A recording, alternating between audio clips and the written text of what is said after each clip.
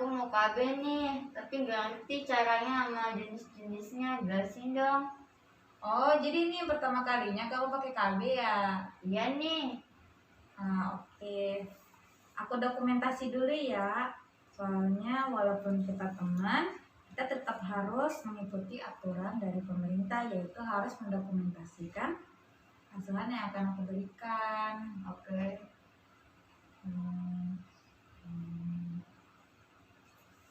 Oke, aku akan ngejelasin beberapa macam KB yang bisa digunakan, yaitu KB itu ada hormonal dan non hormonal. Nah, ini berikut adalah alat bantu pengambilan keputusan ber-KB.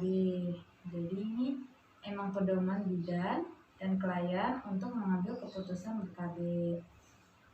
Nah, KB itu ada hormonal dan non hormonal. Nah, ini dia. Dengan ber-KB, dengan adanya buku ini kita bisa dapat informasi, bisa memakai metode KB dan mengatasi keluhan. Kemudian pertama ini adalah KB suntik. Nah, kamu udah pernah tahu belum KB suntik itu apa? Enggak. Nah, KB suntik itu adalah memasukkan obat yang berisi hormon progesteron dan estrogen, di mana bisa dapat menunda atau menghambat kehamilan. Dan ini termasuk KB hormonal. Nah, terus ya, ini KB suntik. Terus ada juga pil KB. Kalau pil KB itu harus diminum rutin. Kalau nggak diminum rutin, nanti kemungkinan hamil akan besar. Jadi ini sangat efektif, namun bila tidak disiplin atau teratur akan beresiko besar. Kemudian ada yang non hormonal, yaitu implan atau AKDK, yaitu akan dimasukkan susuk ke dalam lengan. Nah, itu dengan efektif yang bagus juga. Kemudian ada AKDR ini, atau biasa orang-orang sebut IUD. Nah, biasanya IUD ini atau AKDR ini akan dimasukkan ke dalam vagina. Ini juga tahan kuat kurang lebih 10 tahun. Nah, kalau ini KB alamiah. KB alamiah itu biasanya KB kalender. Nah, ada juga yang bisa menggunakan kondom, baik kondom untuk pria maupun kondom untuk wanita.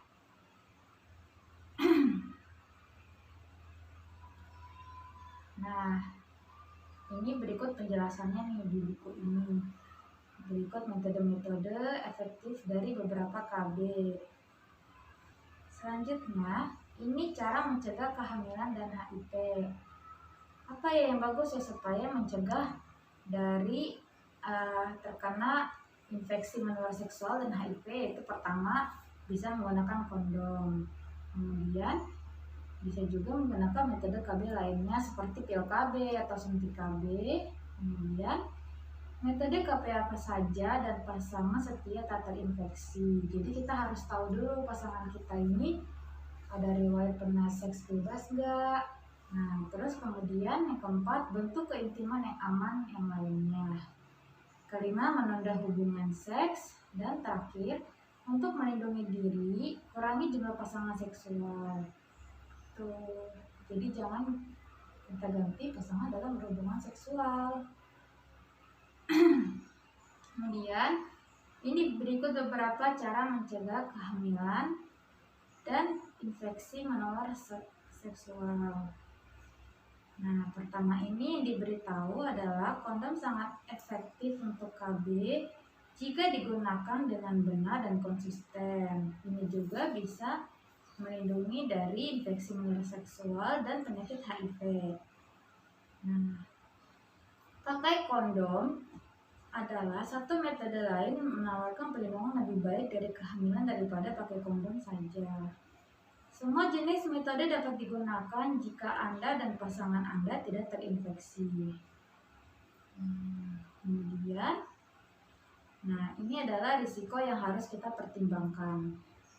Sebagian orang menghadapi resiko yang lebih tinggi dari yang lain, terutama mereka yang baru mempunyai pasangan atau yang mempunyai banyak pasangan. Seringkali kita atau pasangan kita tidak tahu jika telah terinfeksi menular seksual. Seorang yang mengidap HIV akan terlihat sehat, jadi dia kayak gak terlalu kelihatan gitu gejalanya karena gak terasa. Makanya diperlukan untuk screening kesehatan pranikah.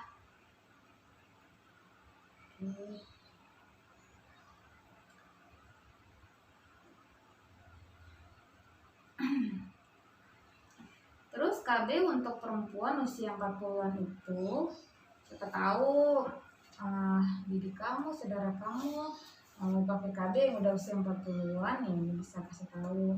Jadi kehamilan itu masih mungkin terjadi hingga masa menopause. Biasanya perempuan usia 40-an yang sehat bisa memakai metode KB dengan aman. Kapan saat yang tepat untuk berhenti KB dan dia harus tahu bagaimana melindungi diri dari infeksi menular seksual. Nah, ini dia. Kalau terjadi perdarahan, haid yang lebih banyak dan bercak di antara masa haid umumnya terjadi pada 3-6 bulan pertama setelah pemasangan. Ibuprofen atau obat sejenis bisa mengurangi pendarahan, bukan aspirin.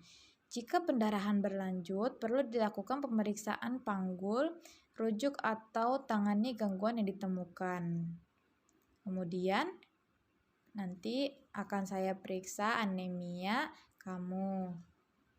Selanjutnya kalau terjadi kram atau nyeri perut bagian bawah mengisyaratkan adanya penyakit radang panggul pada kehamilan ektopik. Nanti bisa jadi harus dirujuk atau diberikan pengobatan sesuai diagnosa yang diberikan.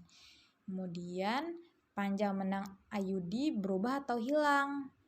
IUD mungkin tidak pada tempatnya, atau mungkin akan terjadi ekspulsi atau berpindah. Lakukan kemudian untuk mengetahuinya kita akan melakukan pemeriksaan panggul. Jika tidak ada di tempatnya, maka IUD-nya perlu dicabut. Apakah memungkinkan terjadi kehamilan? Nah, jika kamu terjadi kehamilan, maka IUD-nya dianjurkan untuk dilepas untuk mengurangi resiko terjadi keguguran kalau terjadi kehamilan.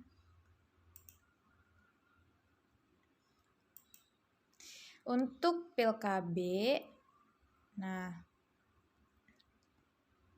kalau mau pakai pil KB itu mungkin akan ada efek samping dan beberapa keluhan. Maka ini bisa datang ke saya lagi atau ke bidan untuk memeriksakan kesehatan selanjutnya. Kemudian jika kamu mau ganti metode KB-nya yang lain atau pengen berhenti, sebaiknya dikonsultasikan dulu pada bidan atau dokter supaya kita bisa tahu mana KB yang cocok untuk kamu atau supaya kita bisa menganjurkan dan mengarahkan mana yang lebih baik.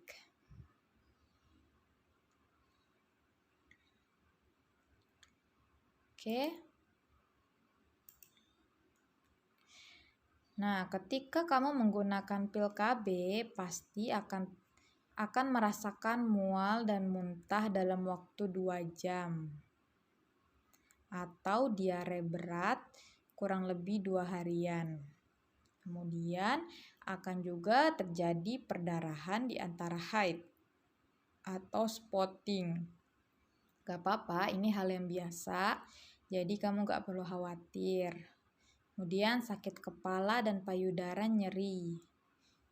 Nah, nanti setelah kamu minum pil KB mungkin akan ada efek samping seperti sakit kepala, payudara nyeri. Ya, itu gak apa-apa karena itu emang efek samping. Kemudian kalau sakit kepala atau nyeri payudaranya ini makin sakit, makin hari, maka nanti akan saya berikan untuk mengganti metode KB yang lain. Kemudian kalau misalnya kamu lupa minum pil, sehari aja gitu lupa, kemungkinan untuk kehamilan itu ya pasti ada aja kalau pas lagi berhubungan seksual pas malam itu juga. Kemudian untuk suntik KB 3 bulanan, pertama mungkin akan diperiksa keadaan umum kesehatannya. Kemudian gimana kalau sampai terlambat mendapatkan suntikan? Jika terlambat lebih dari 2 minggu, kamu bisa disuntik, bisa juga walaupun kamu nggak walaupun bisa disuntik, tapi bisa dipastikan kamu nggak hamil. Nah, kamu juga tetap harus memakai kondom selama bersenggama dalam 7 hari. Ya, untuk jaga-jaga aja, takutnya kebobolan kan. Oke. Nah, efek samping dari suntik KB ini mungkin akan terjadi bercak atau perdarahan antar masa haid, terus amenorrhea atau nggak head gitu. Nah, bisa jadi mungkin selama 1 bulan atau 2 bulan nggak head ya jadi kayak nggak teratur gitu. Terus atau mungkin bisa jadi pas haid itu darahnya jadi banyak banget. Nah, kemudian BB juga jadi lebih bertambah, biasanya tambah 1-2 kilo setahun, ini mungkin bisa lebih gitu kan, lebih dari yang biasanya. Ya kemudian mungkin akan terjadi sakit kepala, payudara nyeri karena ini KB hormonal, jadi efek sampingnya mungkin pasti lebih kerasa.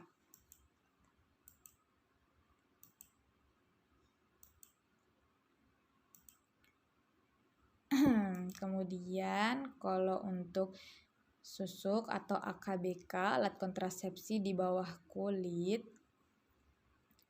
mungkin bisa diperiksa dulu apakah punya penyakit jantung atau stroke, apakah menderita migrain yang mempengaruhi penglihatan dan mengalami kondisi atau masalah kesehatan baru. Kemudian kalau pengen ganti pas menggunakan susuk ini harus konsultasi dulu supaya bisa kita arahkan mana metode KB yang terbaik untuk kamu. Nah, ini dia efek samping atau resiko dari pemakaian susuk atau AKBK, yaitu ada perubahan pendarahan, yaitu bercak atau head ringan pada head saat kamu lagi head.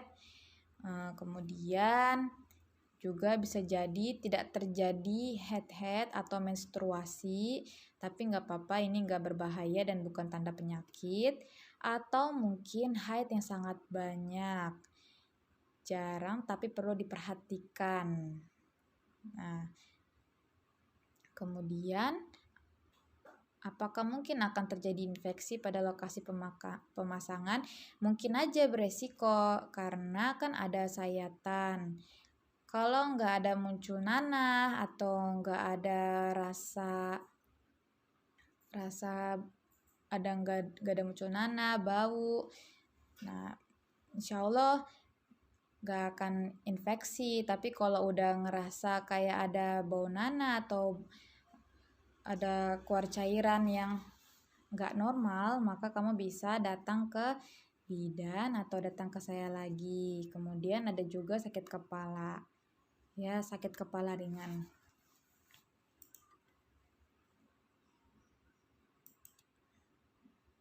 Nah, selanjutnya ini adalah tentang kondom. Kalau kondom itu mungkin kita semua sudah tahu ya, bisa beli di minimarket, kayak Indomaret, Alfamart gitu kan. Nah, efektifnya itu dia bisa mencegah kehamilan, terus dia juga nggak berpengaruh, efek sampingnya nggak terlalu berpengaruh ke tubuh kita, ke sistem metabolisme tubuh kita. Terus dia juga bisa mencegah terjadinya penyakit menular seksual seperti HIV atau AIDS.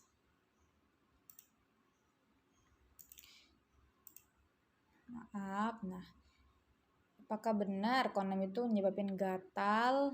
Ya, bisa aja. Misalnya kamu alergi sama bahan plastik, atau bahan karet. Karet biasanya ya, gatal, alergi gitu, maka dianjurkan dengan yang pakai bahan-bahan yang lain. Karena kondom itu ada banyak bahannya, bisa karet, bisa plastik, dan beberapa bahan-bahan yang lain.